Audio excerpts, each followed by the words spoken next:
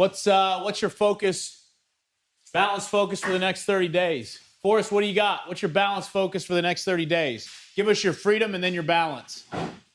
Freedom, focus.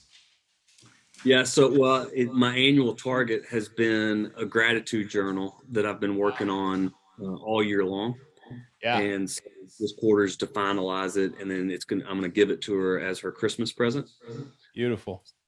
So the focus is just to finish strong, and I've been doing, there's been times it's been weekly, but I want to, go more like daily to finish strong.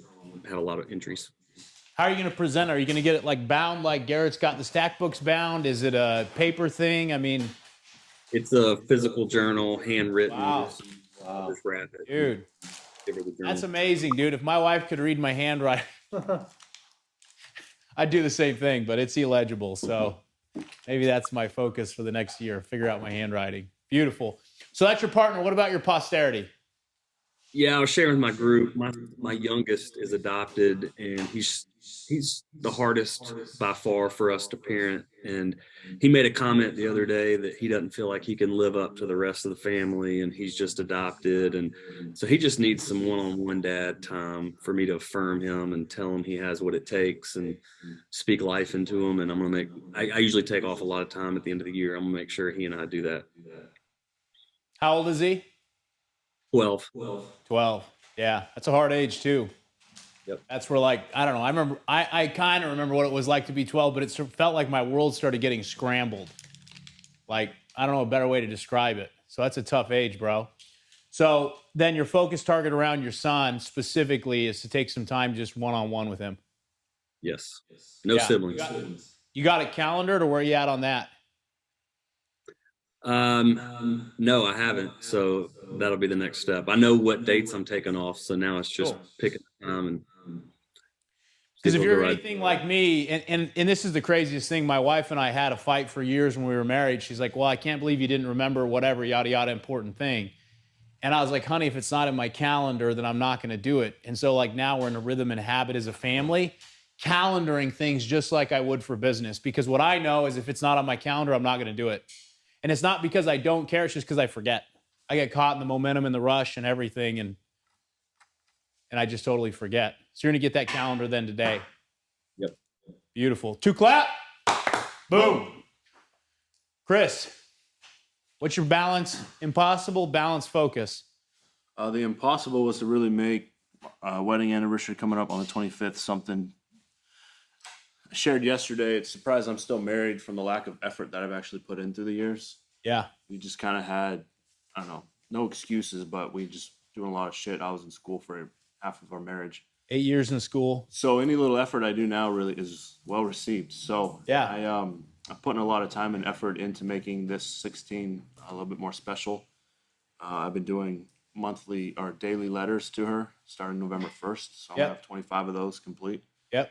But what I'm going to add to the next 3 weeks, 4 weeks leading, well, really just 2 weeks leading into the 25th, is we've spent time kind of putting a timeline of our marriage in place and different phases of it. We've titled it different things. So I'm going to come up with like 4 tokens or symbols that I can gift to her and have around the house as like a remembrance of our marriage.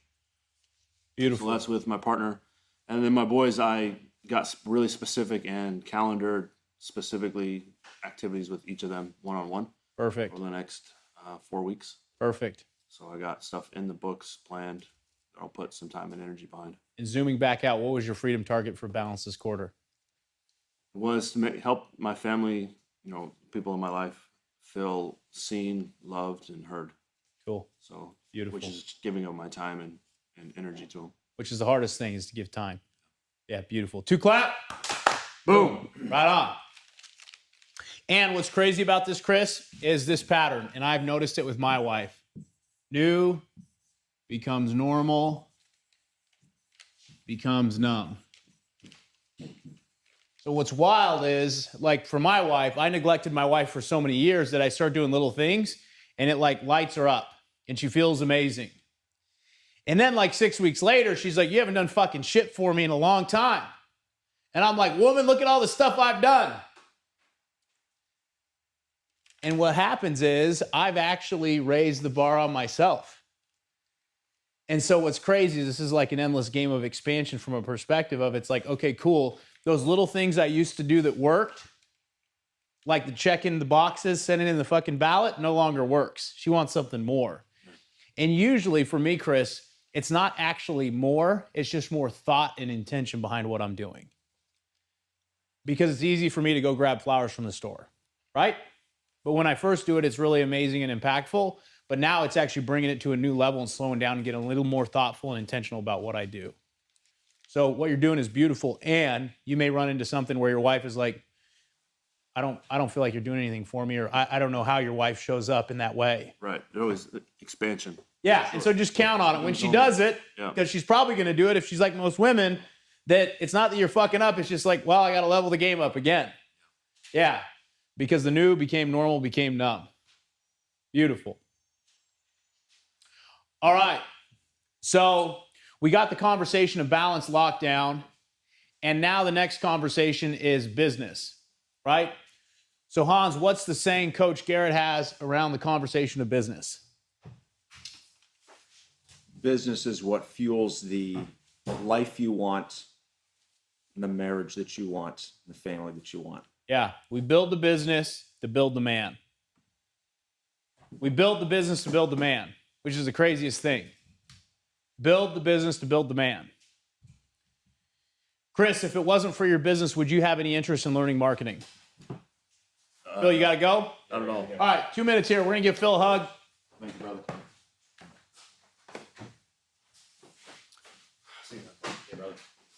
Thank you. Phil's got to leave. You guys want to give Phil a hug? Love you, bro. Yeah. Praying for you, man. You and your wife. Love you, man.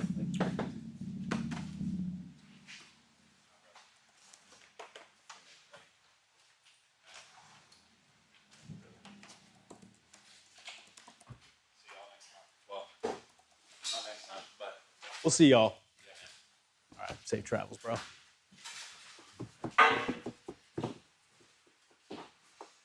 So we build the business to build the man. And the crazy thing is, Chris, if it wasn't for your business, would you ever care to learn about the conversation of marketing? Not at all. And how does the conversation of marketing impact your balance? Just in the way I communicate, Yeah. my words, and how I write now. Yeah, Like these letters is copied to my wife. that's it. Selling your wife. Yep. Yeah. It's the craziest thing. White space, shorter sentences. Yeah. Very intentional with the words I put on the paper. Yeah. It's cool. Because we're always selling people on something. Always selling people on something, right? So we're stepping into the conversation of business. And the cool thing about business is if we'll actually slow down and get space to listen to what God's speaking into us, we're going to hear a message from God. And for some of us, that message is you need to pivot inside of your business. Right? Take a knee. Take a knee. What that message is for you specifically, I don't know. That's between you and God to have a conversation about. But at the end of the day, trust that you build the business to build the man. So we're going to give you 5 minutes here on the clock to review your business freedom target. What does freedom look like for you here inside of Q4, inside of the conversation of business? You're going to take 5 minutes here, check in. What does freedom look like inside of business? And then from there, we're going to pivot. Clear? Clear. All right, let's do it. 5 minutes on the clock, Cameron. Hans, what's your freedom target? My freedom target has changed based on information. So, for instance, Okay, that happens. yeah, originally it was to have a UFOC in place by the end of the year, Yep, uniform franchise. offering circular. Yep. And that got put on the next because the complication areas of having multiple units. State of California requires that they sign documents that clear it all, make it all good to go. Yeah. And then on top of it, I was not aware from the last time that we went into franchising the absolute backlog that the state of California has Yeah, on giving you approval. yeah, you'll basically never get it. Right. So that the plus side out of that was when we work with in the Warriors way, you look at that instead of as an obstacle as an opportunity. Right. So Right. it was a pivot. And then instead of putting in $200,000 to $300,000 in revenue to get this all set up and what the state says we have to have in reserves, now it gives me the opportunity in the first quarter, March, April, to plan events that create the revenue to do it instead of using my money or my partner's money to do it. Beautiful. So that's a win. Okay. Working, Music, Cameron. shifting up a little bit with Coach on either moving forward with Lightspeed and having the curriculum developed or selling it. That was a flip as well. And the challenge with that, I could do it the old way, Right. but the old way isn't challenging, and there will be a growth factor in me and in my company. Yep. But the key is, what am I taking out of this as a growth for myself? The version of me that I'm seeing Yeah. 2, 3, 5 years down the road, that starts with the challenges that I have here. Right. So those are the shifts. And then the others are on the long-term game, which is the business trifecta of our optics of our entities, how that's being lined up so that we manage them the right way fiscally Yep. on a tax side, Yep. protection side. Yep. And that's coming up this quarter. That's all in alignment to go. So it's just a matter for the focus side to dial in the actions for this next 30 days. Cool. All right. So we're going to shift to focus then. And so focus is our 30-day focus here inside of business.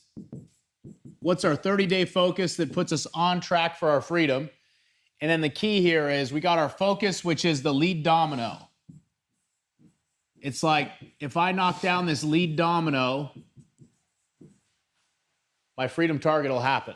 So if I knock down this lead domino inside of my business in the next 30 days, then everything else will take care of itself. So we got our lead domino, and then underneath this is our fire. We got 4 weeks. So what are the 4 pieces that help us hit this lead domino? Lead domino first, make sure it's hyper specific, and then what are the 4 pieces that once we knock these out, it's going to make the lead domino happen? Clear? I got a question for you. Yes. So I really want to spend time developing that marketing sequence, that email sequence we went through yesterday. Yeah. But that takes time to build. And so my impossible or freedom for this quarter was a certain take home amount. Focusing on that marketing campaign doesn't necessarily get me to my numbers for this quarter. Yeah. Because really the launch and the offer is going to be happening around Christmas, Yeah. January 1st.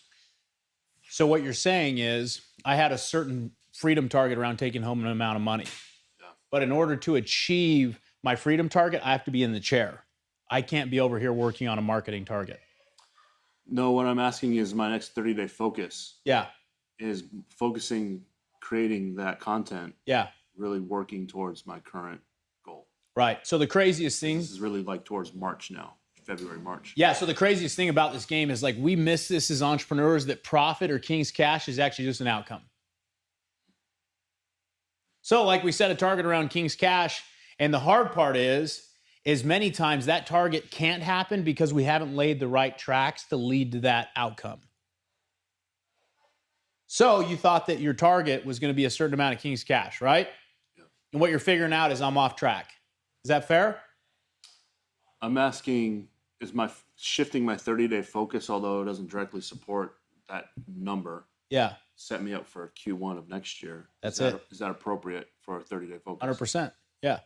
Yeah, because you got your King's Cash target, which at this point, there's probably not a lot you can do to really adjust hitting your King's Cash target or not inside of your specific business.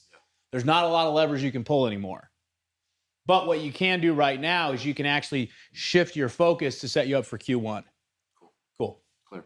All right, so 20 minutes on the clock. You're going to get dialed in here on my lead domino inside of my business, AKA my focus to help me hit my freedom target here in the next 30 days. And then the 4 fires. What are the 4 weekly targets that roll up to help me hit this lead domino? Clear? Clear. All right, cool. 20 minutes on the clock, Cameron. Actually, make it 25. So I'm really having some aha moments this week Yeah. about Look this, far for Eric, you know, right? this sequencing. Okay. And I was talking with Chris as we were walking, and this is something like all of us for some reason can't seem to wrap our brains around. Okay. This thing of like a lead coming in.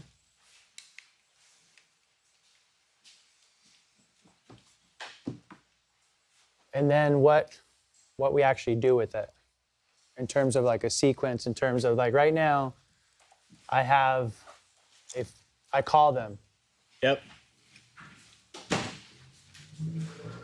And if they don't answer, I'm sending them a text message. Yep. And then I'm also sending them an email Yep. If they don't answer. if they don't answer. Yep. If they no answer. If they answer, I'm having a call with them, and then they're either saying no interest,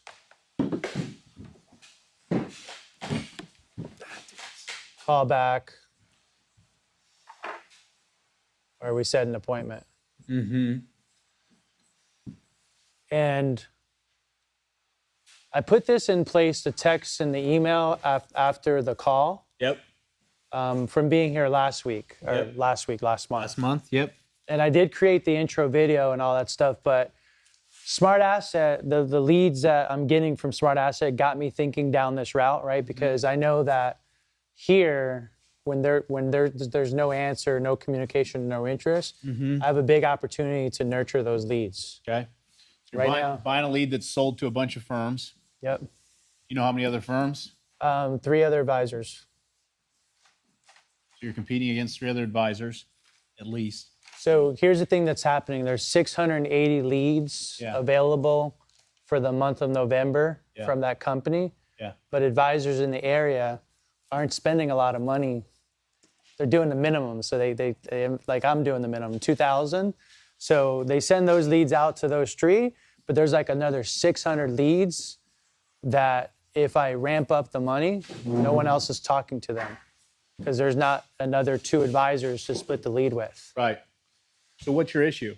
My issue is like I want to build this out better so that I can have like Elazar's thing was great. Like I put it in there, I got a text message, I got an email, I got a phone call.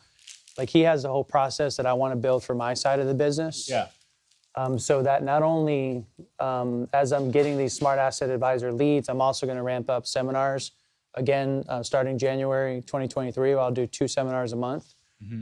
Plus like referrals. So if you refer someone to me, I want to get this in so they get a link here and then they go through the same kind of sequencing. So why are you buying leads? I was buying leads because 2 months ago I was doing nothing. Okay. So you're buying leads so you can get more appointments, Yeah. right? Oh, so let me give you the stats. So we've been doing it 2 months. I've spent $4K. It's 2 a month. Yep. We've closed 3 new accounts Yep. for a total of 1.7 million. Which means what to you guys? 17,000 Annually. annual revenue. So your ROAS is 4x? Now, Yes. when I first started this with them, they were telling me that my average account size was going to be 350. So Yeah. like the numbers I gave you last month were 3,500, Yeah. and I was spending 2,000 for marketing, which was going to give me 1,500. Yeah. That number's actually 17, not 35. Shit. Yeah, So there's There's- 671 leads right now. 680 leads right now that are like in the pool. Yeah. That are not getting cycled through other advisors because they're not spending the money to get it. So Are you I can buying them? increase that. Yeah, I just talked to him today when we're just before lunch. So I'll increase that to get it because there's a high probability I'm going to be the only advisor that gets that lead. But the reason why I want to get this dialed in is there's like 4 other companies right now that do what Smart Asset Advisor is doing. If I can get this thing dialed in and just pump it in with leads and have this nice thing flowing, because we're really good. When we get on the phone and we get in a meeting with them, we got another guy right now, I haven't put him on here, $3.1 million that came from this lead that we have in the pipe working on him. But I didn't add him because it's not closed yet. Sure. But if I add him to that number, this makes 4, and that is 4.8, which can be 48,000 off that 4K. So I stumbled across this, and I want to get this thing dialed in. So you're going to do both and is what you're saying. So you're going to buy more leads that are only going to go to you. And then the other thing you want to figure out is how do I increase my conversion of leads to appointments? Yeah. Okay. So I made that intro video that I got approved that I could probably throw in somewhere in here in the beginning, in the whole sequencing process. And then I have copy that I started writing here for the fact that I'm not contacting anyone right now. And I'm going to write it all geared towards risk-free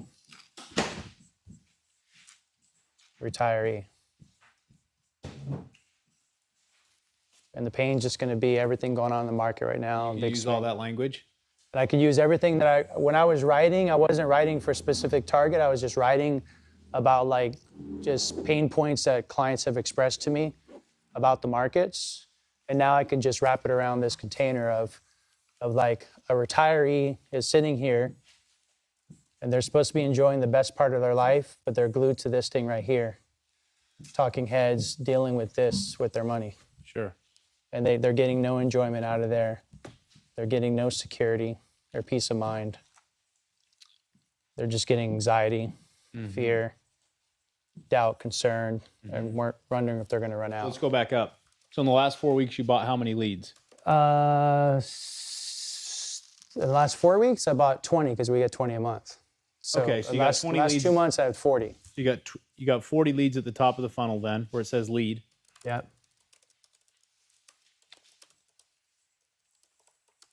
And how many appointments?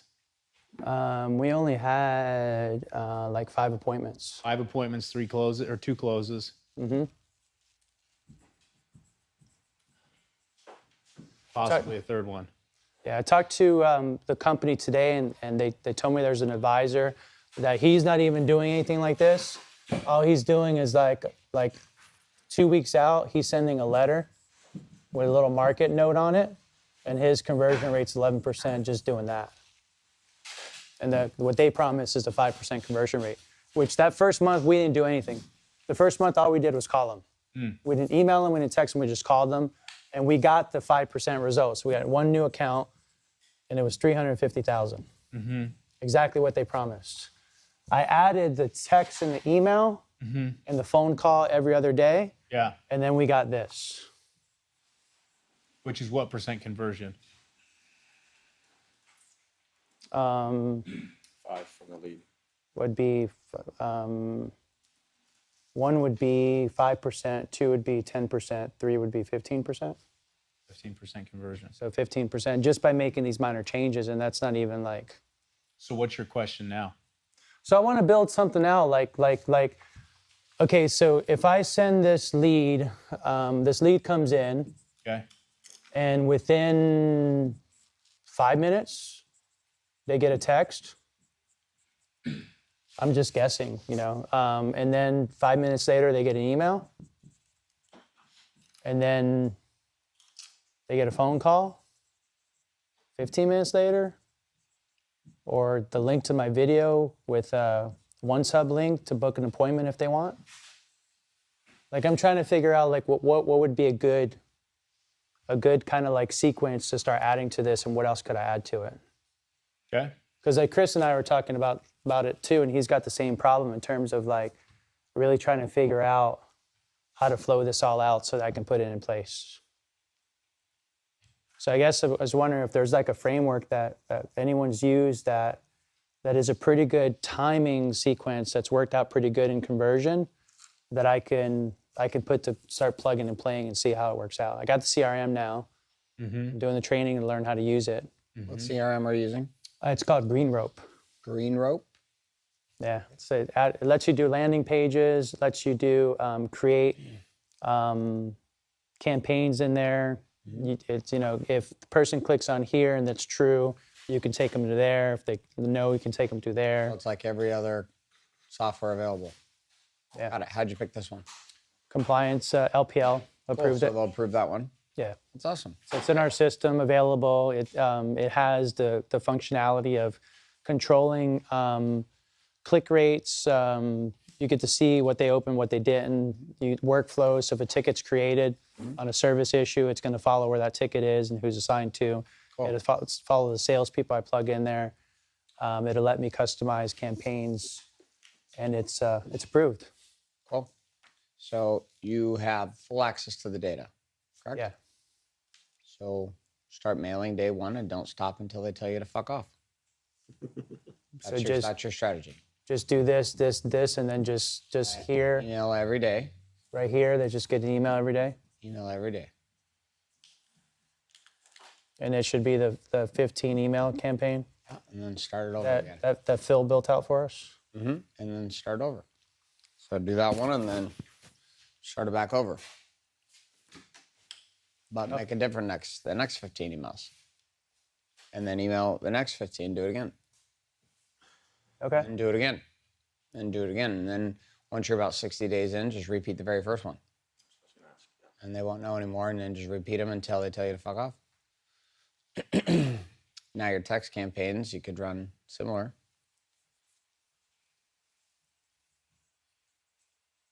Who's getting on the phone with them? You are? I was, and now Alex is, and I'm going to start taping his calls. Who is? Alex, my junior advisor. Okay. So he's going to start taking the initial call? Yeah. Okay.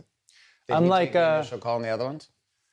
I took all of the calls from the time I left here. It's about a week ago, and kind of worked some things out in terms of our scripting. Okay. He has no problems in meetings. He's been 6 years at it. He's a closer. He can close a business. I did have a really weird experience though. He's texting me from a lead that he went to go see, this $3.1 million guy, and he was like happy about it. And I was like, oh, he's got my business right now. Like I'm having to like stack through, stepping away from that role and building it and letting someone else fill it. Because ultimately what I want to do is build this machine that has leads coming in like Fisher does, and have a bunch of Alexes that one sub just rotates the leads out to. Love it. But I had my first taste of like, it's not my kill. Like I'm not there. I got to be like, good job, but it was like felt dirty to say good job. Because I'm making money off of him, right? Because he gets paid a salary. I pay him $65,000, so he's out there driving around killing for me, and there's no incentive for him. Does he care? He doesn't care. I told him that I don't like that structure. I'm gonna put some kind of bonus structure in place that when he hits certain targets, he'll get a bonus on top of that, because I don't feel like if you're a salesperson, you should go out there and kill and not have any of the meat to eat. What does he think? He agrees. Okay, cool. Does he agree because you told him that's what you need to be doing? No, he agrees because he believes in me in the bigger picture of what we're building, and I got him all in. Like whatever the path is I'm creating, he's down to play in it. Okay. Because Are you too busy to take these calls? yeah. So one of the things I'm going to do is I got a list of all my clients. I'm going to take like 80% and put on his shoulders, so that I can start taking some more of these calls. Okay, so you're going to take current clients and put them on his shoulders to do what? To call them? So that I can. So they have 250,000 to 999. Those are the ones we're paying for now. Then they have $1 million plus. I'm going to turn these on for myself and explore what that looks like. Okay. To see if there's quality, because there's no one. So if there's 680 leads, and in this tier right here, there's like 1,400 leads here, because the advisors don't want to spend the money for the $1 million plus leads. Okay. And one thing about clients is they lie when they estimate their assets. So if they're saying like 2 million, they probably have like 4 or 5. Because right here they're saying they're between 250 and 99, and we found a 3.1 there. That happens a lot. So who knows what I'm going to uncover when I get into this part right here. Okay. Well, sounds like you're on track. So what's your 30-day focus? It's been I started today. It's been building this out in Build the out CRM. email sequence. Yeah. Sequence 1. Yeah. Okay. So I have these. I got to clean them up. Copy. Yep. Just clean them up. Add more pain to it. I need to get those compliance approved, and then the CRM I'm working through. I work on it on as I'm flying home in terms of learning the CRM, and then I've got a call set up next week. I bought 5 hours of training from the CRM company to walk me through things. Okay. And then it's going to be loading these in there and testing different things. So when you come back in December, you're going to have the 14 emails written. 15? 15, excuse me, and load it into the CRM. Load it in the CRM, and this is going to be running up to here. Okay. So those emails going out. And then you're also going to buy the extra leads. Yeah. I'm going to buy another 4K a month. I'm 2K now. I'm going to raise it up to 4K. You have a way to I mean, gauge 6K. capacity, Um, making sure that you don't get more leads than you guys can handle. Like you're taking too long to get out for a visit, or you guys can't answer the call, or no, right now, I know. See, the thing is, I could turn it up for a month and dial it back down. okay. So I'll crank it up 2 levels now and see what the next month is like, and then kind of figure it out there. Okay. My Sound clear? ultimate goal is that by the end of the first quarter next year, I have Alex busy enough that I bring on the second guy. Mm-hmm. And we start plugging him into the system. Cool, man. Sound clear? I send this to myself. Good problems. Good problems to have. Yeah, I'm excited about these More problems. leads to buy. Oh, Damn it. How to get the ad on here? Shift and then 2. there you go.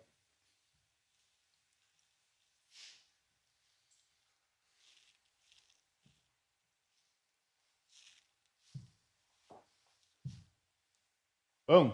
Done. Nice. Nice. Chris, what's your focus target? Next 30 days. It's pretty much the same thing. 15 emails. 15 emails. Get that built out to Okay. create an offer coming up. I'm not 100% clear on what that offer is going to be. It's all about implants, but make it a $100,000 offer. And then to study .com secrets. So say it one more time. 15 emails. 15 emails. I have those broken down into the 4 weeks. Okay. What I want to accomplish each week. Yep. Sorry, I was just trying to back up. So yeah, study .com secrets, 20 minutes a day. Okay. 15 emails built out for an offer coming in January. I'm gonna start that sequence on the 15th. Okay. So Fire 1 is just getting the main pain points I'm gonna talk about, and stories from my patients. Right. Week 2, Fire 2 is gonna be working on 3 emails and getting those ready for our call on the 28th to review. Fire 3 is kind of same thing, 3 more emails, getting them ready to get reviewed. Then be done by the end Beautiful. of the 4 weeks. It's clear, man. 2 clap. Boom. All right. Let's shift. Business. Now we're on to body. What's your body targets for the next 30 days? So we're going to start first with looking at your freedom maps. Everyone has your body freedom maps inside of the conversation of business? Yes? Yes.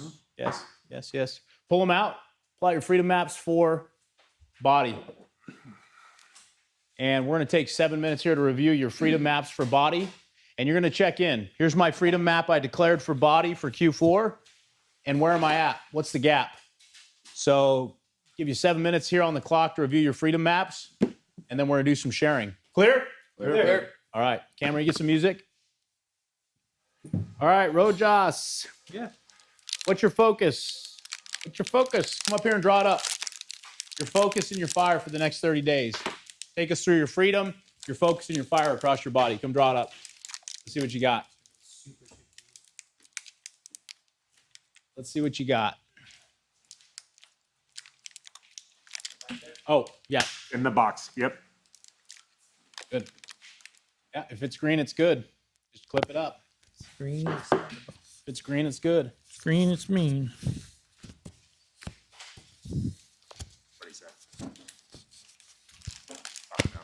All right, so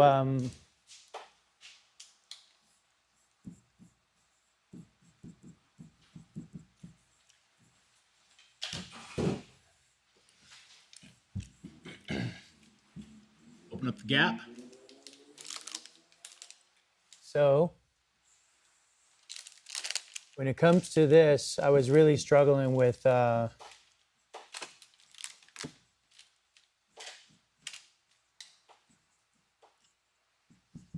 one question. What do I want to become? CrossFitter. Again. More Ironmans. Lean machine. Or long distance runner. And Those were your four options. yeah. Okay. And the problem is they kept me in this karmic loop because if you're going to be a really great CrossFitter, you're going to be a shitty long distance runner. Yep. Different muscles. And so I kept struggling with like what I wanted to become. And the reality was that my weight did this and my activity did this. And last month I just surrendered. Okay. And I said, freedom looks like being healthy, which to me looks like having a 10 to 12% body fat. That meant I was taking care of my body, I was fueling it, I wasn't carrying At what excess weight, and I didn't care about any of this. My focus was getting my body back in somewhat of power in terms of losing all that excess When was fat. the last time you were at 10 to 12? It was probably 4 years ago. It was like 4 years ago I was 190, Okay. and I felt like I was 220. I mean, that's just a reality of like, I wouldn't take my shirt off here. That was the last time you were 10 to 12% body fat? Yeah, which I got to deal with this conversation about mental Yeah. and physical, Yeah. and your physical appearance is really just mental, like how you feel about yourself. For sure. And so what I did was simple. I hired Morrow. Okay. So you got a nutrition guy? No, I got Steven's coach, full Yeah. on. He does everything. Everything, yep. Okay. I onboarded myself. I bought all the vitamins and did all the blood. I bought everything he told me to buy. Calipers, just everything. Yep. And I also got my blood work done. And so basically all that's complete. And now my focus is now for the next rest of the year is 10K steps a day Yep. plus. 2 is follow nutrition plan, which is basically macros, Yep.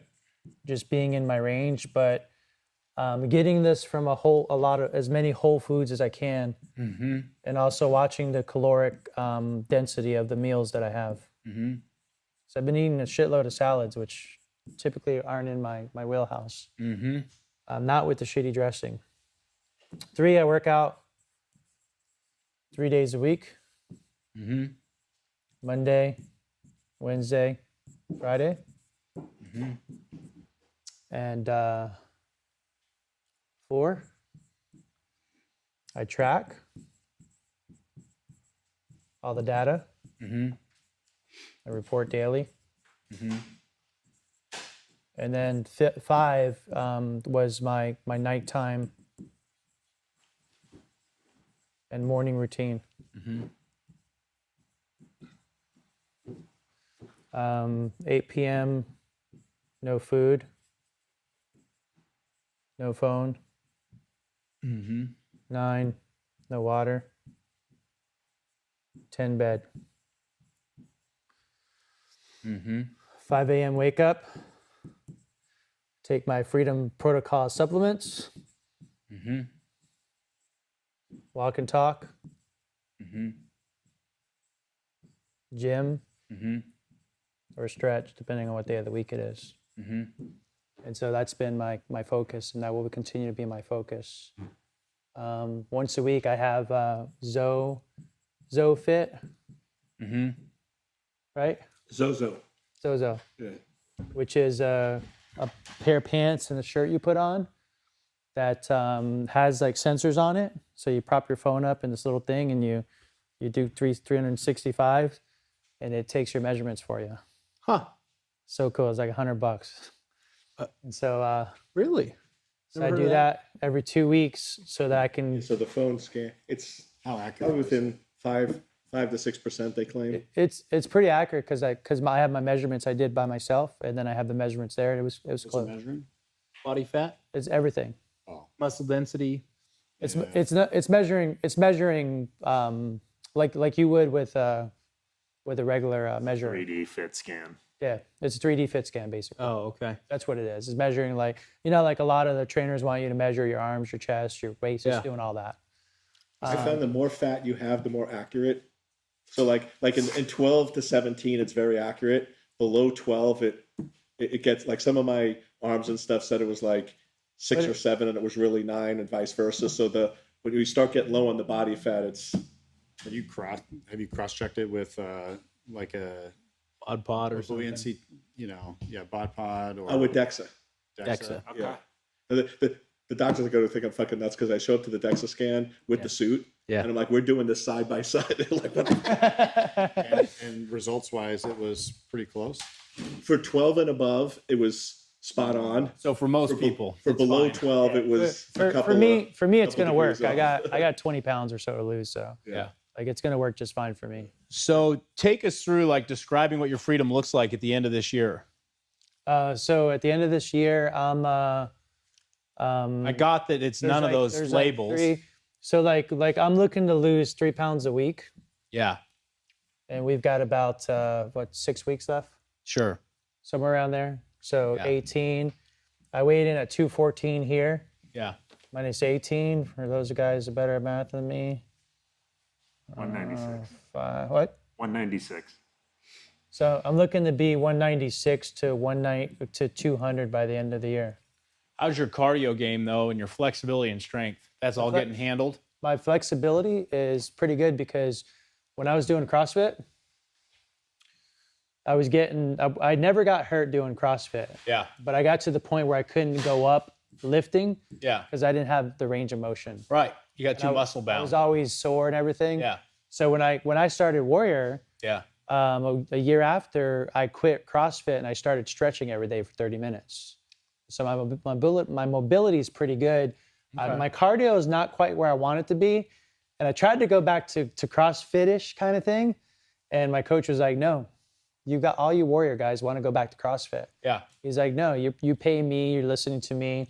And right now we need to get your body fat down. Okay. And your 10K steps is doing it in a way that doesn't trigger your metabolism to want to eat more and all that stuff. I see. So if you want to do more, just walk more. Walk 25,000 steps a day for now. All right. Trust He's the like- process.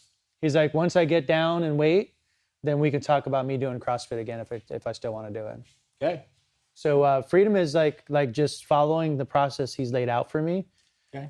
For Thanksgiving, I'll have him give me some guidance on like what a good Thanksgiving day would look like in terms of breaking things down. So I can be normal with my family, but not be like the weirdo guy that won't have any. Eating out of a fucking Tupperware. Eating my turkey strips. That I did that. But I love this because it's so simple for me and it's easy to follow and it's something that I've been Turn it over to the experts, man. in the pit a long time about it. Like I really struggled to want to pay this guy. It was like burning like a burning like I'm gonna have to fucking pay this guy to do what I already know how to do. But the fact is like to me I knew what to do but I wasn't doing it. Skin in the game. So Isn't that amazing how that works? That's why we're all here. Right on. 2 clap. Boom. All right, Eric, you ready? Yep. Take us through, dude. You going back to the Adonis status or what? Yeah, Greek god status. Yeah. You know how to put on a new page? I'll get you a new page. Yeah, I don't know how to. All right, take us through your freedom target. Take us through your 100-year vision and then no, I'm kidding. What's freedom look like for Eric inside of his body? So not surprising, I do it a little different. So I have freedom. Yep. And then I do a transition to root cause. And then that actually maps to what I'm going to do in focus. So first thing with freedom Yep. is off prescription drugs. Wow. So no Right more- now, I'm on 3 for AFib, Okay. which is irregular heartbeat, Yeah. intergestion, or reflux. Mm-hmm. How long have you had the reflux issue? About 2 years.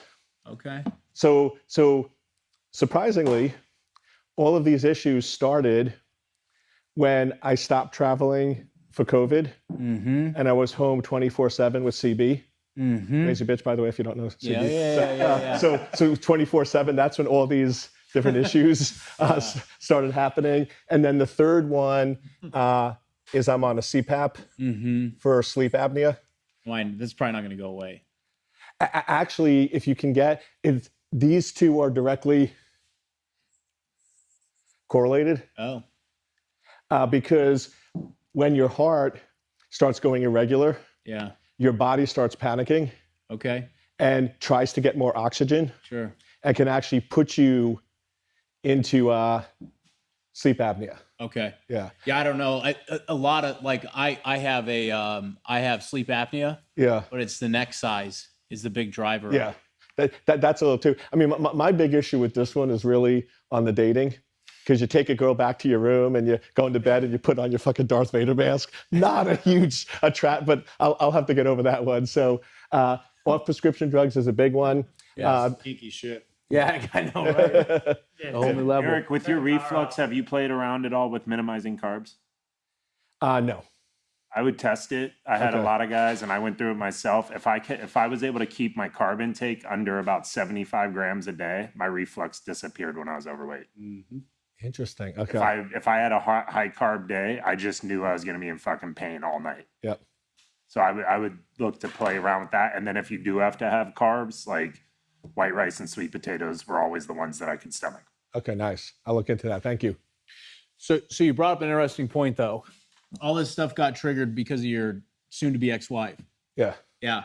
So I was sharing with Matt earlier before I went into the Freedom Protocol. I'd had back pain for 2 years. Guess what happened after? Run away. It's gone. Body keeps the score, man. Yep. Did it show up in your journey? Somatic. Well, no, jumping ahead. So almost all of this stuff Yeah. is, and I have a few more to add, but is all caused by stress, Yeah. which is actually all caused because I'm running in a sympathetic Yep. fight or flight state Yep.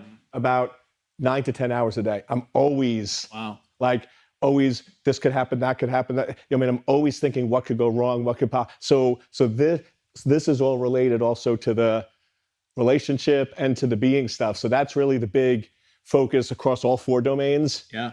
is how can I chill the fuck out? We're gonna get there next. Yeah. Yeah. Which, by the way, that was Garrett's assessment when we first talked. He's like, dude, really is what you got to do. You got to chill the fuck out, man. He's like, you got a little too much intensity there. So that's sort of the big focus. That's the pot calling the kettle black.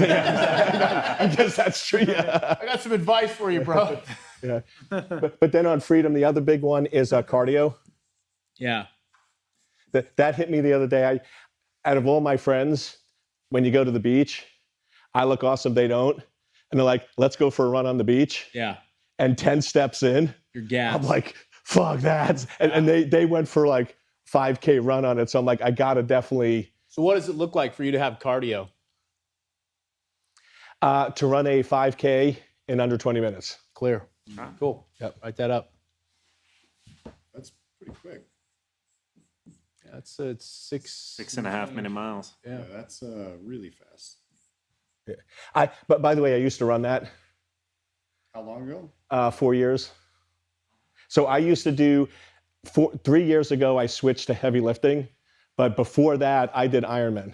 Okay. So I would compete and do a lot of the 5Ks and 10Ks and stuff. So, I mean, it's 4 years later, but I mean, it's something that if I push it hard, because I originally had 25, but that doesn't really like excite me or juice me up.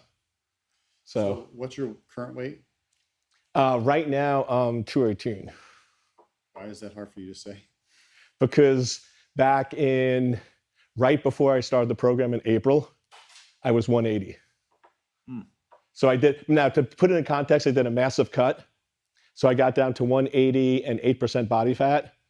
And when I finished the cut, I'm like, I'm not going to be that guy that puts back on all the weight. I want to get back to about 190 and then up to about 200 with muscle mass. I'm going to maintain, I'm going to manage. And I was that fucking guy that. So put back- 200 's your target. Yes. So that's the target, but that's 200 pounds. And for me, it's 12%. When I get below 12, my energy starts. Fucks with your hormones. Yeah. Like when I got to 8, those last 2 weeks, Felt awful. I felt like fucking shit. So this is the key, though. You weren't a free man at, below 12%. Right. That's the whole point here. Yeah. Yeah, I mean, you may have looked amazing, but you weren't free. Yeah. Yeah. And 12%, I mean, you're still looking in good shape. You can still have abs at 12%. So Yeah. There's a genetic homeostasis as well, of where you're going to land and feel good. So Nick's is different than mine. That's different than yours. Yep. So just find what feels. You got to good. find what works for you. I actually felt great at 190. I just still thought I was fat. That's a different thing.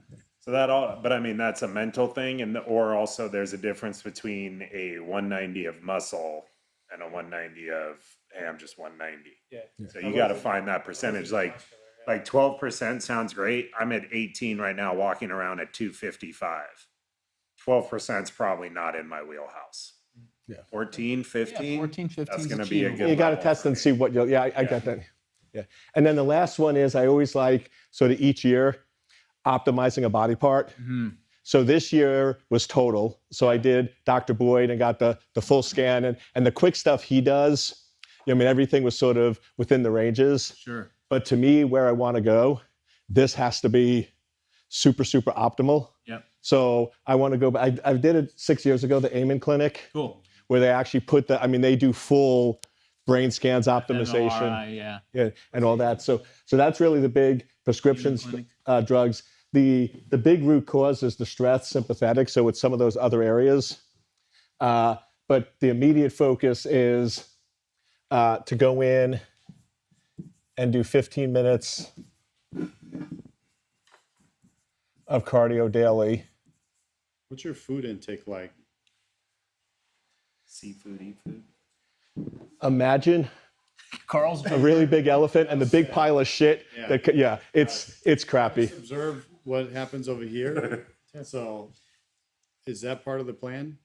Is eating less? Yes. Okay. So the original plan, which we talked about, but Matt sort of redirected me, was I'm a big fan is if I don't need to do it, outsource it. Sure.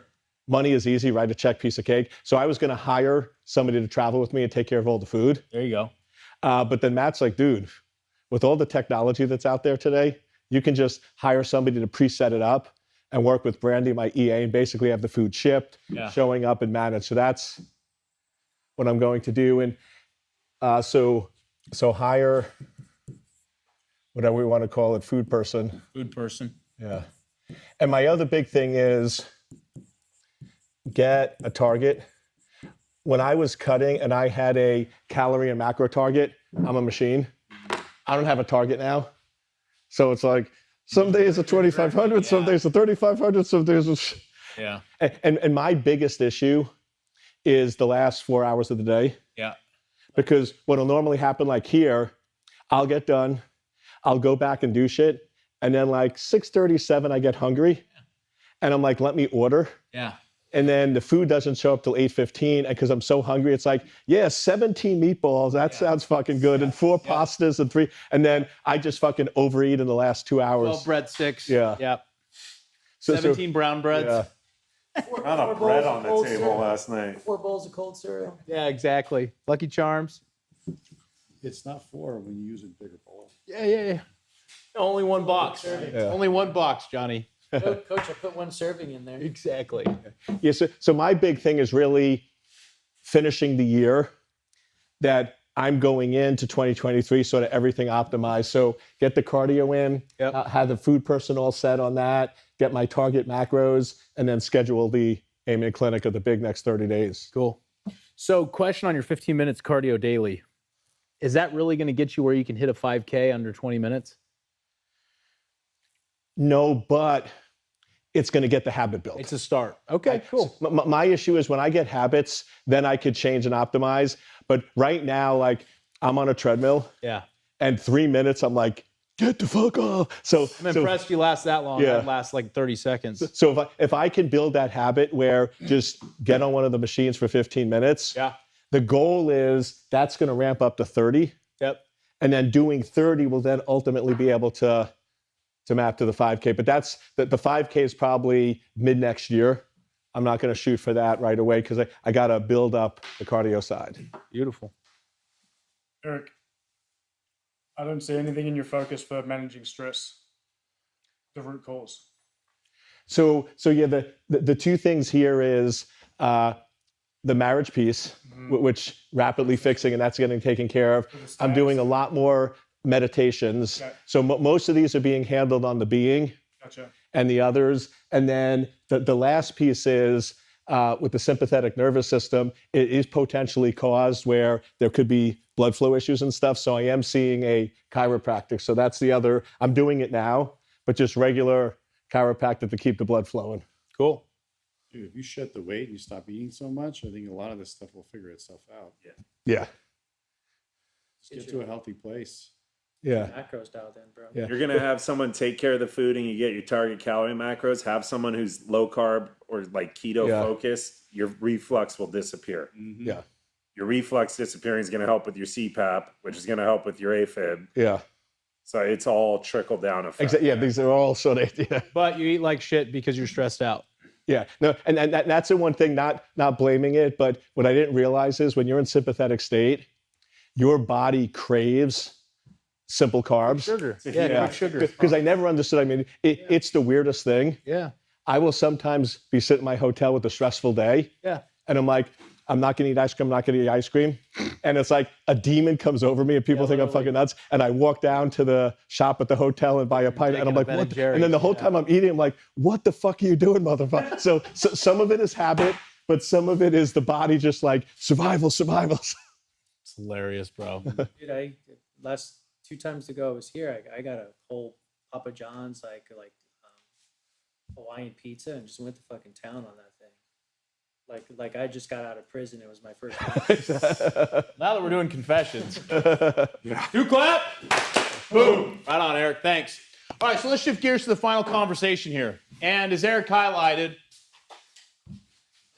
we are not one-dimensional because many times what's going on inside our body, our business, and our balance is actually driven by our being, right?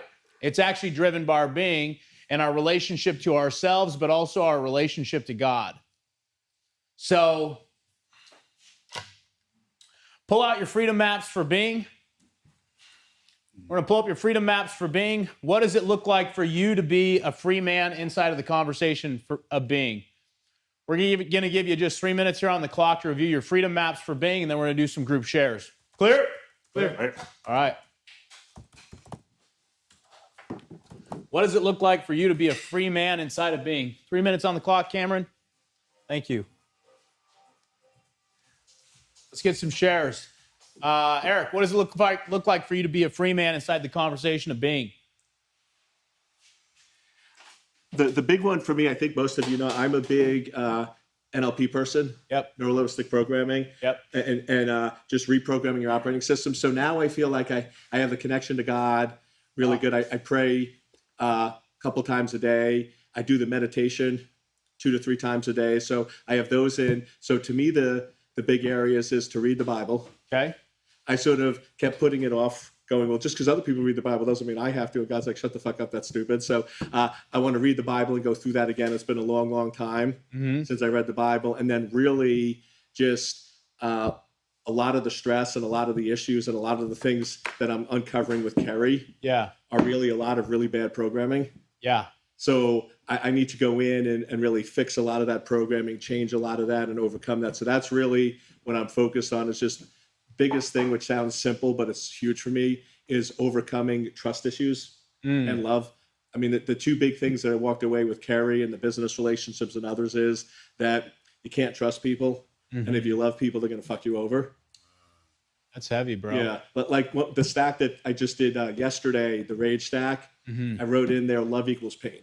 And that's like, how am I going to love my business if I don't love myself and all that? So that's really the big thing, is just working through that healing process of how do I start to love myself, love others, and trust myself that even though I might have made bad decisions in the past, that doesn't dictate who I am in the future. How old were you when you married Carrie? When I married or when I met her? Well, when you met her, I guess, that's when it started, really. Yeah. So I met her when I was 17. There you go. Yeah. So you made a decision as a 17-year-old that carried you to what's your age now? 52. Yeah.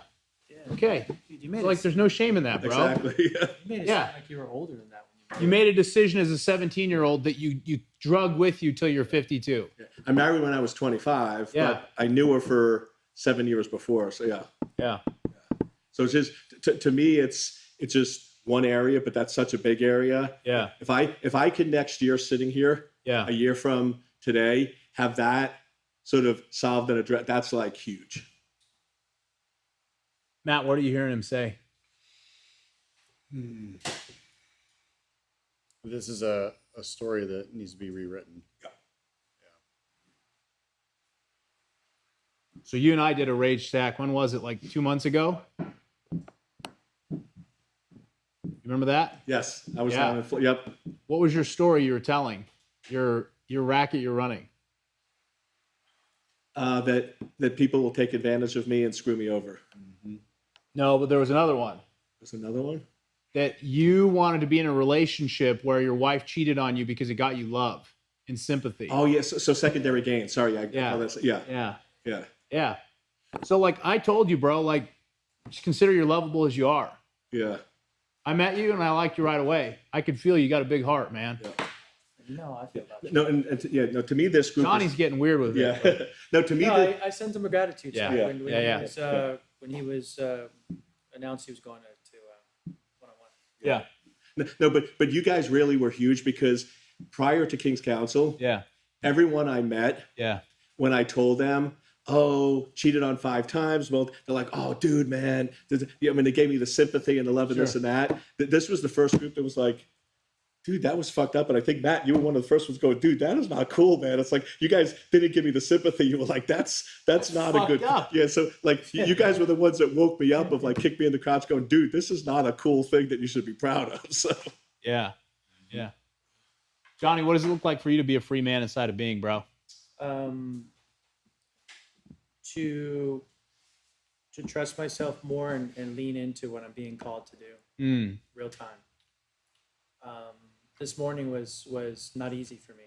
Yeah. But Wednesday, when prayer was opening up, God told me to do it. And then Thursday, prayer opened up. God told me to do it again. He told me to interrupt Eleazar. Just say, hold up.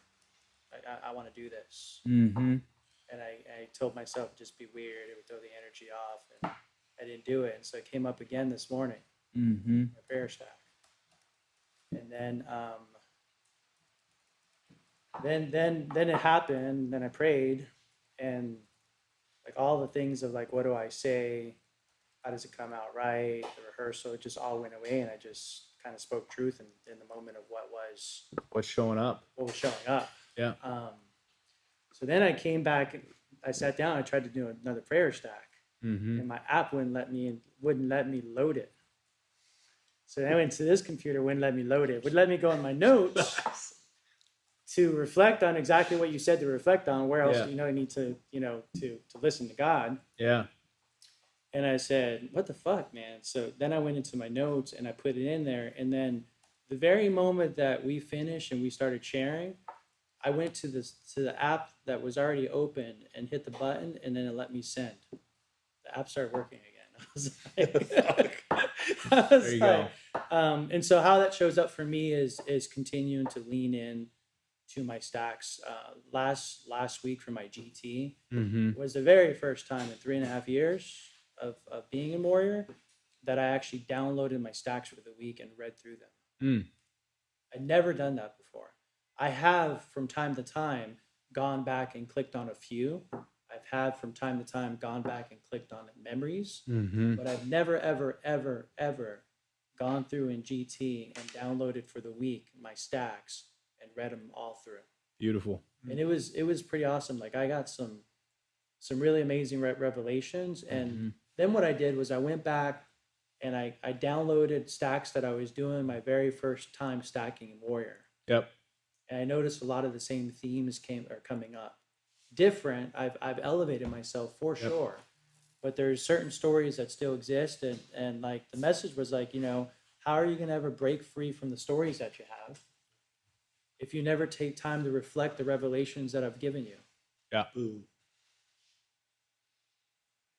That's it. Because it's a conversation of insight or revelation and action. Insight and action. Otherwise, we just keep getting insight and insight and insight and insight. And 5 years later, our life's still the same. And you forget, like in the current state I'm in with some of the things I was in the pit, especially with my body. Yeah. I don't remember what's in my stacks. That's the fruit that I can hold on to. Unless I go back and reflect, and then it hits me different. I was like, oh, fuck, that was just Monday I wrote that? Fuck, I forgot about that already. That would have served me really well yesterday. Yep. And we get another revelation. That's why I like listening to We my just- audio from my transcript. Because We just spin. It's like, cool. I feel good for 30 seconds, but my life's still the same. Yeah. So that's the biggest conversation here with being is like, all right, connection to God. I feel connected. I hear the voice of God. Now I got to act and move because that's what actually starts to shift. So we're going to put 20 minutes on the clock, Cameron, and give you guys 20 minutes here to write out what's your focus here in the next 30 days. What's your 30-day focus for the conversation of being? And chances are it's going to be some kind of habit or a move you have to make specifically. Maybe it's a habit. Maybe it's a move you got to make that God's been speaking into your world. Clear? Clear. All right, let's do it. You guys bouncing? Yeah. Well, let's ask Scott. Scott, what did you see happen here the last couple of days over the shoulder of these men? That's a lot to condense down in a few words there, but quite a bit. I mean, I did a stack on this coming into it, and what I was told was to just, as much as what I gathered in tactical stuff, it's just like being in the room with these men and seeing how they operate. That's going to be a huge lesson too, right? Like just look at the level of their thinking and their mindset and absorb that as much as you get, tactical things in terms of emails. So to put in a few words, a little tricky, but I'm kind of struggling. You just did it, Scott. You just did it. It was perfect. Okay, fair enough. Yeah, you just did it. It's great. Yeah, we got you in a Charlie group. You're going to be fantastic, bro. This is going to be great. Part of the game too, to realize the unit you're going to be part of heading into 2023. We're going to have guys like at the level you are in business. So a lot of the conversation dialogue will be like, it'll shift and change a little bit, but it'll meet you like right where you're at.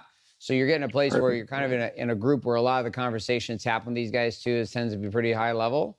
Because you get guys, in some cases doing 20, 30 million a year, and it's taking, there's different moves happening. So I'm glad that you're here. I love that you're here, and I love that that's what you're taking, because in the beginning, that's a piece, and coach, this is what we were talking about aside. Yeah.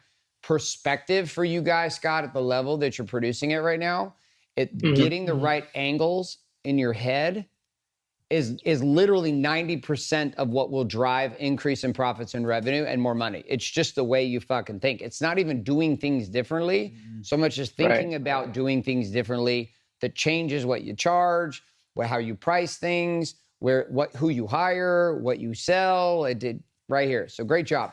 Great job. Thank you. Yeah, and seeing people that have done it coming from less than where I'm at. You know what I mean? I think the guy's name was Greg.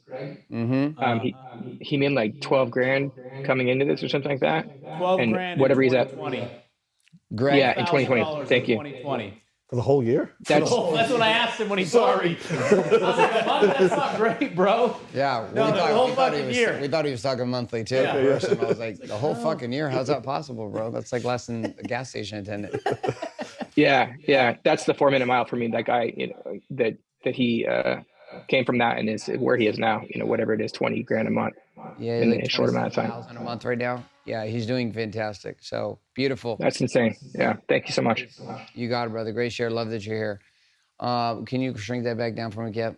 All right, Justin, what do you got? Justin hung out with us for like 3 straight days, dude. He's been all over it. Oh, Scott was here too, man. I think Scott was here. Scott was here almost the whole 3 days, also. Yeah, I've been here the whole time. What are you taking from this for you, man? I am seeing a lot of love.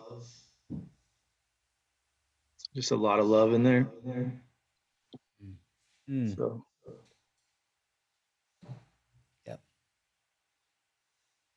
Yep. Well, how's it feel to not be alone? Because that's really what you're saying. Is you're feeling for the first time what it's like to be in a place where you're going to actually be connected, and with, you know, the number of times you come here in person and the number of times that you plug in virtually, you're going to feel this too. So what's it feel like to be in a place where you can stop feeling alone? Man, it's good, dude. That's why I came into Warrior. I got 2 guys and they like dropped out. And I was just like, want to be with the guys that are doing the work.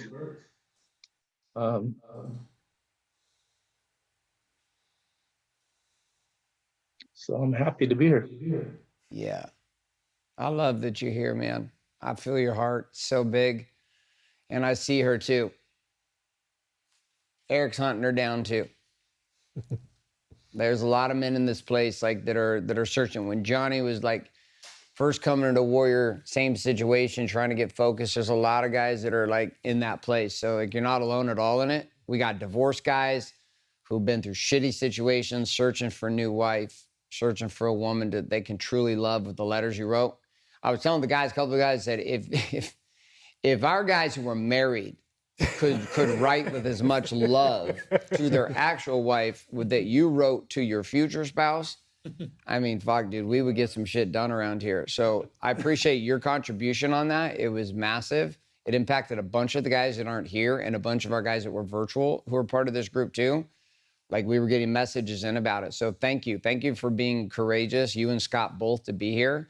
We're going to see you here in person. I'm excited to see you here at the offices next year as we keep running this thing out and just being part of it. So thank you for plugging in and being part of this last couple of days.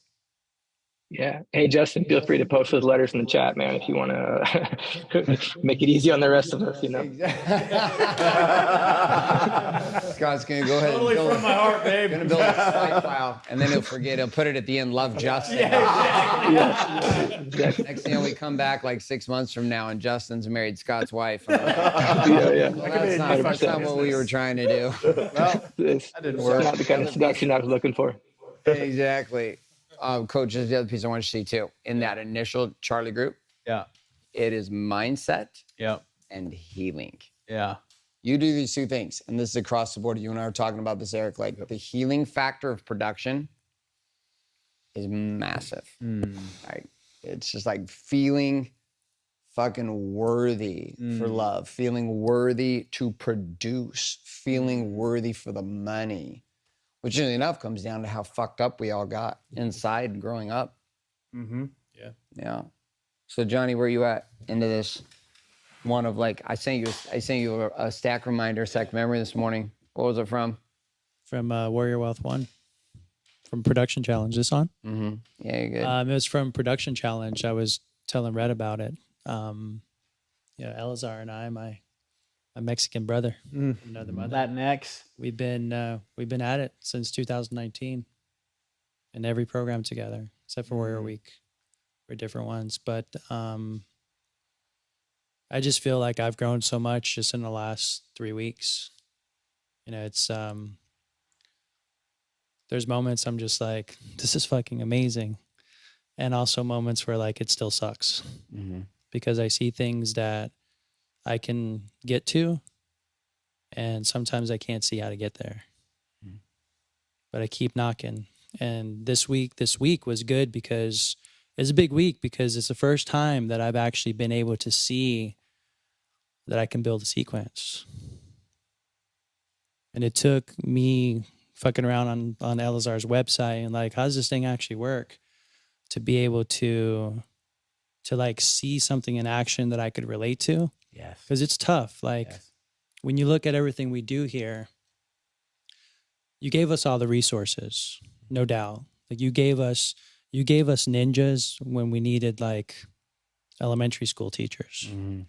Like we just weren't ready for what you gave us. And so we would show up, and I was telling him it's like taking a bunch of pieces, and like I show up and I'm like, do I pick up the wrench or do I need a screwdriver? Yeah.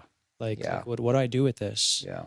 But 3.5 years, Warrior Wealth 1, Warrior Wealth 2, just kind of going through it, just kind of started clicking. And just from fucking around, because last month when I was here, I forget who it was, but like, you're really determined to make this video. So you're like, fuck Garrett, you're going to make this video. Right.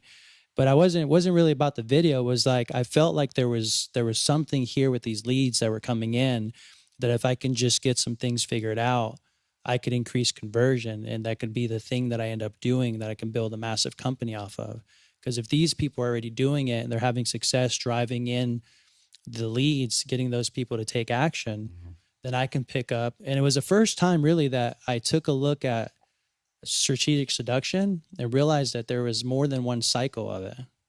There's the initial cycle where they captured permission, they walked them through the funnel, they converted mindset, they got them to take action. Yes. Their they closed commitment, and their collect cash wasn't from the prospect. It was from us. Yes. So they bypassed the client, and then they collected cash from 3 of us. They gave me the lead, and then my strategic seduction opened up all over again for them. And I was like, what? Psh, holy shit. Okay, I see that. It's multiple steps that take place. Yes. And so knowing that, I said, why would I ever try to go out and get my own leads when there's people already that are doing it for $100 a pop? Yeah. I need to figure out this other end. Yes. And I don't want to just say 5% conversion, just call them. I'm like, there's got to be a better way I can raise this conversion, because then if I can figure it out, I can pop people in like Elazar is doing and say, hey, look, you have a problem, you're a closer, but you have a problem marketing, don't worry about it. I can give you 40, 50, 60 leads a week, show you how to close them, show you how they're going to convert, and you just do what you love to do and get paid a lot of money. And so, it's been big to see all that. The one thing I'll say is that what I would love for this group to become for next year is more of what Thursday was. Yep. Like 90% of us are getting our freedom fact maps done. We're doing all the work already. So when you give me 20 minutes to work on it, I don't need 20 minutes. Fucking done. I don't need 8 minutes. I didn't even go through it. And so I spent a lot of time today going through executing on things, setting up meetings with my teams, because I'm going to have a meeting with each one of them once a week for training. Good. And so I got that set up. I got some things set up with my and I used today as a time for me to just do stuff. Yes. And I was telling Corin, it'd be great if we had like time where we had stuff we came in to work on. I struggled with the sequencing, for instance. Yeah. I popped it in here. They gave me some things to consider, someone else did, and then I took my laptop, I went back there and just worked on it again, and didn't get involved in like where am I at with my target, because I've already done that. So especially going into 2 days, I think it'd be very powerful, because I want to keep getting pushed on that, and I want to keep accelerating into it. And last month and this month, God told me to take that space, and I didn't. Just like God told me to say prayer this week, and I didn't until today, because He called me out. And so I'm learning to lean more into that, and so I did that today. But if it could become a place where we do that, so we all know where each other's at, but then get after it and have space to get after it, I think it would be an amazing year in terms of growth and transformation for a lot of us. There was a group I was proud of that was $50,000. We showed up the first day. 2 days, 3 times a year. We showed up the first day. They started off, kind of high-fived everybody. And I said, okay, we'll go to dinner at 5. And everyone's looking at around. The mentor, his name's Kevin Nations. And we're like, what the fuck? What do you mean? He's like, Go to work. You fuckers all have a whole lot of shit that you need to do that you needed space to do it in. So today, guess what you're going to do? Work, motherfuckers. And I was like, myself, Ryan Stewman, were part of that group that day. Ryan Stewman and I went to a kitchen table in Kevin's room, in his kitchen. Me, him, and AJ Roberts sat down, us three. Ryan Stewman and I were trying to figure our shit. I went, oh shit, dude. Dick all. Ryan now runs events, doing 6-7 million at them. Hardcore closer, Texas. You know what I'm talking about? This is fantastic. So he started, here's the crazy part. He started worse than you are right now. I was worse than you are right now. That's the fun part. You're fucking smarter than we were in 2012, 2013, 2014. About 15, I got smarter. But the first like 3-4 years, like where you are at right now, the intelligence you have, the breakthrough you just have here, we didn't fucking understand that. Yeah. It was massive. So this coach, another great thing, which is as the groups get higher and higher level in this, Oh yeah. deliberate workspace that's just in here and outside, or we just work.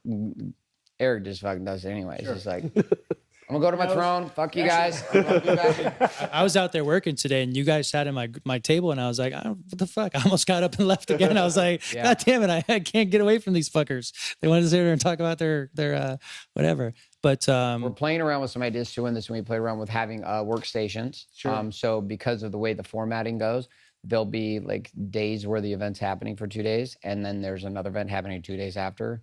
So like coming in early and you can watch it on the cameras over here, sit in your cubes and work and just kind of be in the vibe and energy of it. And then when your days are up, come in, which is how some of the programs work. Sure.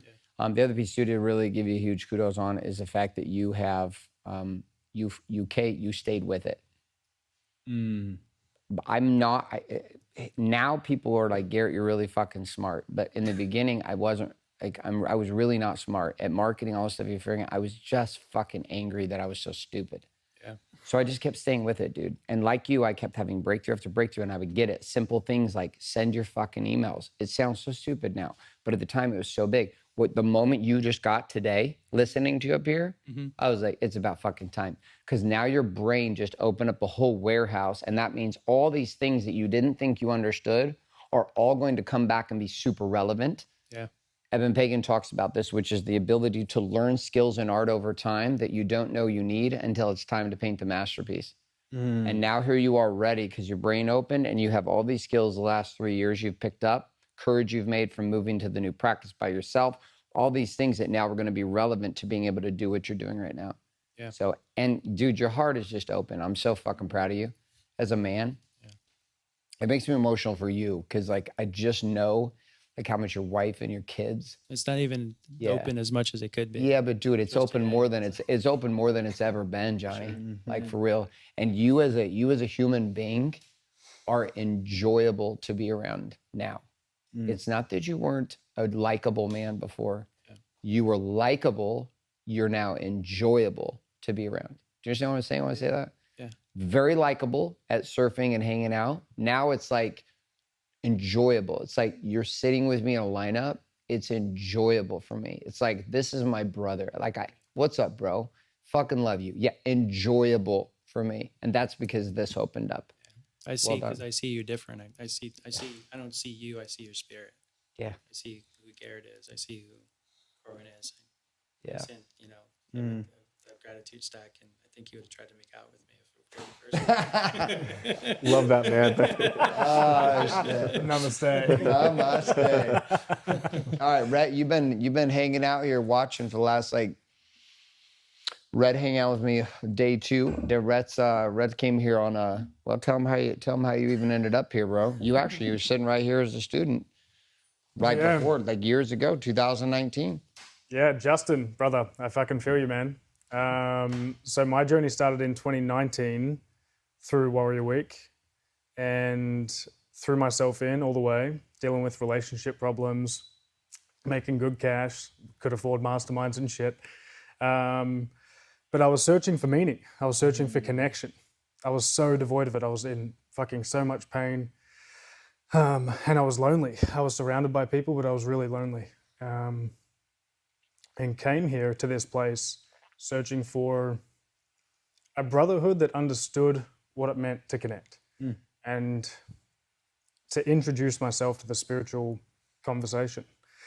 So then I was listening and and sitting at a mastermind, an Empire event in 2019, and started hearing this thing about the voice. And I was like, what the fuck is that? Like, I'm pretty sure I know what he's talking about. It's all about the heart. And I consider myself someone with a pretty big heart. And it just is so interesting thinking back to that moment and how pivotal that shift was for me. And it sent me on this crazy journey where I decided to leave everything. And I was ready to just fuck it all off, and went into my heart and into that void, that space, what it meant to sit with yourself, be in the silence, to be willing to be lonely, but then to establish that connection to a higher source. And it was fucking incredible. It was the most terrifying, scary ride of my life for about 3 years. Trying to establish myself, trying to find my footing in that space, my grounding cord to actually stabilize the spiritual growth and that connection, and how impactful that was and how powerful it is to integrate that into your life. So then coming full circle, dealing with all that transition and that change and not really understanding how to balance it all out and integrate it with the physical, practical side of life, I find myself back here again. But this time searching for a way to unleash that power, that spiritual side of life, that connection with the divine, but channel it into action, channel it into real world fucking impact, instead of sitting on a mountaintop just praying to God and hoping that that's going to solve all the problems within the world. So for me, I'm a very mission-oriented person. I love people. I love being in environments like this. I think it's fucking fascinating. I can't stand not being a part of conversations like this each and every day. Justin, back at you, man. You know, I just became obsessed with wanting to plug back into a group of people who were having these conversations, who cared about themselves, their families, the future of fucking humanity, and wanting to actually make a shift and do something about it. So I was looking at my life and I was like, how do I accelerate this? How do I accelerate the person who I need to become to actually lead the movement that I'm destined to lead? And how do I do it at the power, at the capacity that I know I'm called to, which scares the fucking shit out of me because I know it's massive and I know it's at a global scale. And that's what led me back to you, to reach out, to join forces. And I'm fucking pumped to be here. I'm excited to do some big shit. I'm excited to push the boundaries on what's possible. To start from a clean slate. And integrate spiritual, material, learn how to make a fuckload of cash, but channel it into something powerful. Eric, this is my right-hand man. This is Manu Sammy. That's what he said. Yeah, we met. Perfect. Yep. We're gonna have some fun together. So Sammy's going to be moving into overall council Okay. and supporting Coach Corwin and Coach Nick. So he'll be running backside infrastructure, semantics, details, structure, all our support teams for all of the men in council. And you, as well as the other 8 men one-on-one, Rhett is going to be the eyes, the ears, the tracking, the connection, as you can tell, not just a VA we picked up from Upwork. Yeah, nice. Yeah. Coaching experience, training experience, sales experience, big money experience, New York life, young kid, baby, on his way, but searching. And he's been at a tryout with me for about 3 weeks, and he just keeps passing. Nice. So, well, I'm glad that you're here to get to know him. Rhett, this is a place for you, man. Yeah, I feel it. Yeah, this is a place. Like, you're called to be here. You started here. You went and found yourself because you wouldn't have made it here, if you'd tried to earlier. But you went and found yourself, and you're here. And it's not gonna be easy. I'm gonna push you hard as fuck because you're standing at the core of the fucking fire with me. And in that place, men like Eric, who are choosing the most aggressive, painful, and powerful path to the top of the mountain, this is where you're at, supporting and making sure him and 8 other men get to the top of the mountain this next year. That's it. Fast and furious with new trails that we've never blazed before in ways we've never blazed them. So I'm honored that you're here, and appreciate your commitment and your investment in WarriorCon 4 and time being there and being away from your girl and your child and being here and being part of this experience. Excited to have you be a Californian. Appreciate What's you. up, champ? It's gonna be great. All right. Well, listen, I know you got here yesterday night, and you and I get to spend a whole day tomorrow, 12 hours of insanity, and get after it. Talk to me about where you at today after being here with the group again. I mean, this was a group that you started in with King's Council and now moving into Kingdom Warrior with me. But where are you at today? I mean, this will be probably one of the final times that you'll come in this environment this way. Most of the stuff you'll be at my house, and we'll be out of your place, and we'll be in a different environment. So what has this place meant to you this year as you jumped in? You came in the spring, and you have done an incredible amount of fucking work in like 8 months. So what do you think? What is this place now to you? To me, one of the biggest impacts on me or anyone that's often overlooked is the environment. And this is a special place. I mean, the energy that's here. So it was actually perfect because it was a smaller group. So we had a lot more free time to work, and just sitting outside, being able to clear my mind, get clarity going into tomorrow, it felt like a week's worth of work. It felt like when I look at what I did and how long it would normally take, like 30, 40 hours of work. It's just when I'm here, I can disconnect from work and family and crazy bitch and all that stuff and just sort of be present. And there's just an energetic power of everyone around and just the environment that you created that to me is just so powerful. So it's a great way of going into tomorrow. And then sort of bigger picture, as I finish the year, I feel like for the last probably 30 years, but like for the last year, I've been in this fog.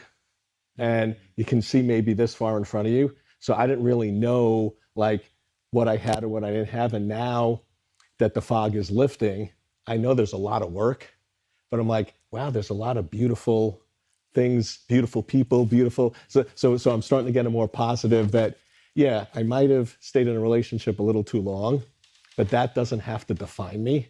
And there's a lot of really good, beautiful things in my life that I can build on to be able to continue to work and go to that next level. You're a powerful man. This is an exciting moment. I am so fucking excited for this year for you. Yeah. Like, so fucking excited. And it's going to be heavy, and it's going to be hard, and it's going to be the most joyful and exciting and exhilarating year that you have had in the last 15, period.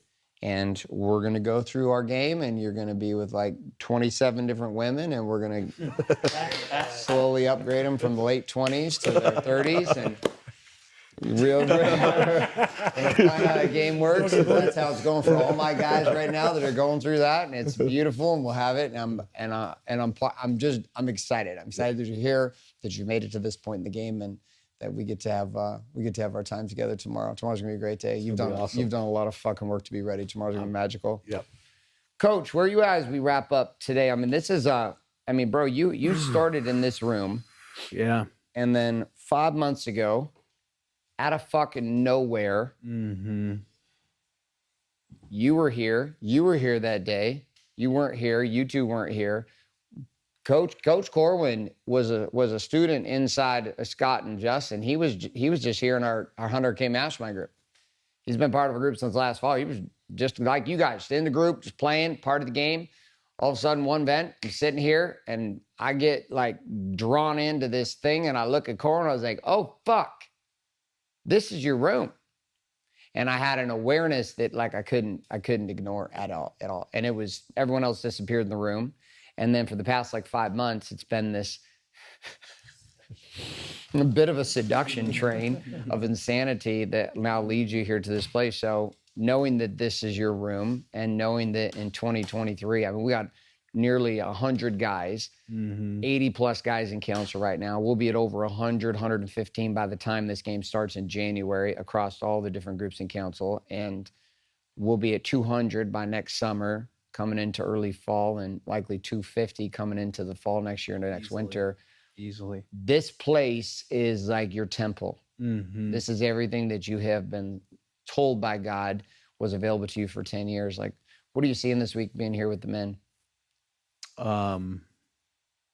it's just fucking mind blowing, right?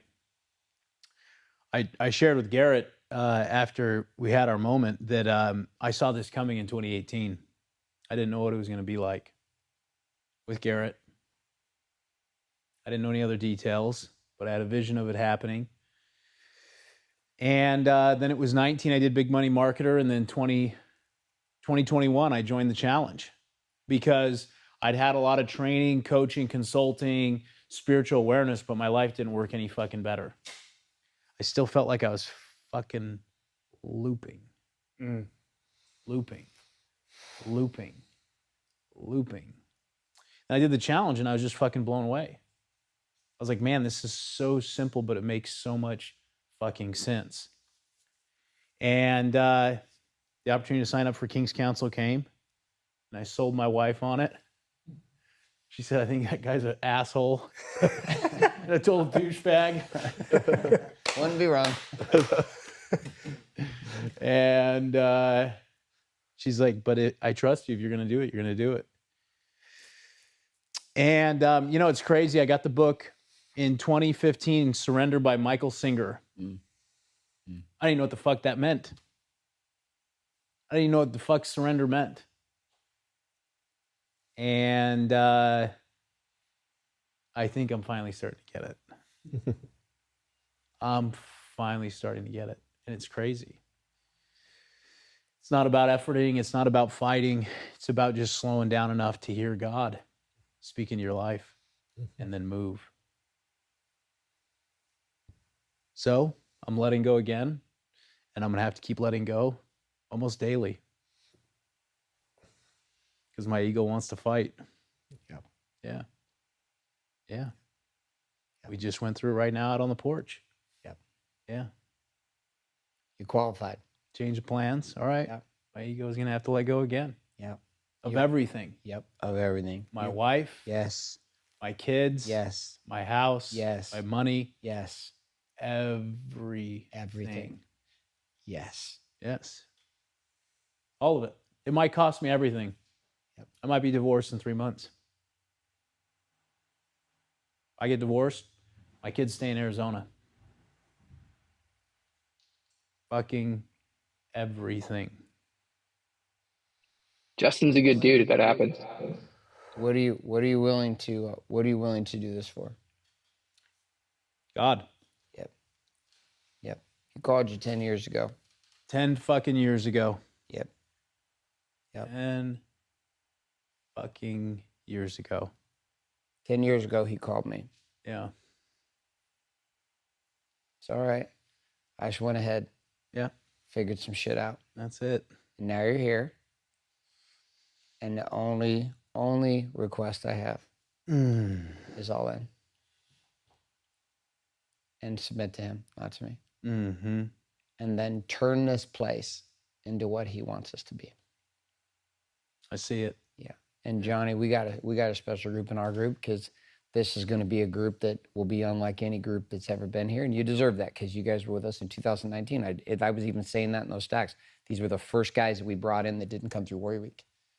And we broke the mold of 7 years of doing it a certain way, and we didn't know if it would fucking work, and it fucking worked. Alizar was part of that group, like just a lot of guys, right? Yeah. So, dude, you are here. Yeah, Fedor, a lot of those guys. You were qualified to do this. And your qualification doesn't come in your knowledge. It doesn't come in how smart you are. It doesn't come in your business experience. It comes from one simple thing. You're called. And if you're called and you submit to the call, you'll be qualified. That's it. Yeah. And I'm here to support you with it. Appreciate you, man. Yeah. All right, you guys ready to wrap this up? Let's do it. All right. You know what time it is. We got to hold some hands. Do some hand holding again. All right, Corin. Go ahead. Should I reverse? All right. Deep breath in, number 1. Release. Deep breath in, number 2.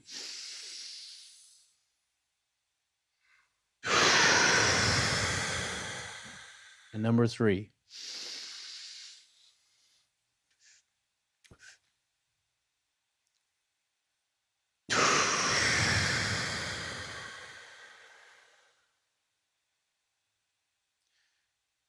Our Father,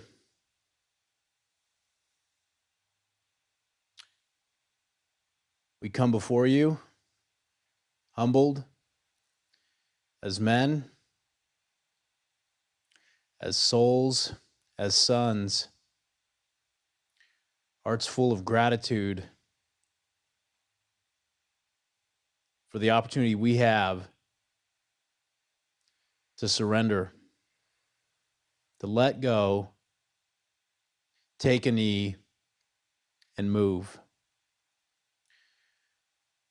Father, I realize that my ego and the ego of man wants to fight. I realize that I am an asshole, and it is only by your grace that you wake me up to take a knee and move. Father, I ask that you would pour into these men's hearts courage and fire. Courage to listen, courage to take a knee, and fire to move. Father, the spiritual war is on. It's heating up. I would ask that you would use each of us as weapons inside of this war to wake other men up. That as we leave this place, we can leave with fire that will light other people on fire and create a movement that will heal the world. Father, I realize that through you, all things are possible by just listening and moving. These things I ask for in Jesus Christ's name. Amen. Amen. Amen. Hold on just a second. You realize how rare this is. Like, this is rare. We're not a church. We're not a religion. We're kings in Christ called. We are beyond religion. Mm-hmm. We are beyond structure. We are beyond organization. We are straight to Him. Mm-hmm. And here we choose to unify because we can. Not because of rules. Not because we're told to. Because we can. So this is special too. And you're here right now on purpose. And you are here on purpose right now with us. Mm-hmm. And you're in this circle to just seal any doubt that may still be left that this is the place for you to be. And for the next 14 months, you're going to run like a motherfucker. And you're going to get that beautiful woman of yours. You're going to get engaged and you're going to marry her. And you're going to bring that baby a family. Mm. And you're going to raise that child here. Mm. And you're going to pour into her like a man. Mm. You're going to show her as a father. And you're going to let Jenny feel trusted and safe and secure. And let her know she wasn't a mistake. Mm. And that child is not a mistake. And that you don't make mistakes. But that you came to this place. And right now, this is for you. This is considered the ultimate reason why you came. Because in my place, I'll hold you to that standard. She loves you, and I saw it in her eyes. She longs for you, and she will follow you wherever you go, and she is scared. Not because of the money. She's scared because she wants to know she has all of you. Yeah. That's it. So, thank you for being here. Justin, Scott, we look forward to being here and holding hands with you too. I know it sounds kind of weird, but we do. We look forward to being able to hold hands with you guys also. All right, Sorry, we're into it.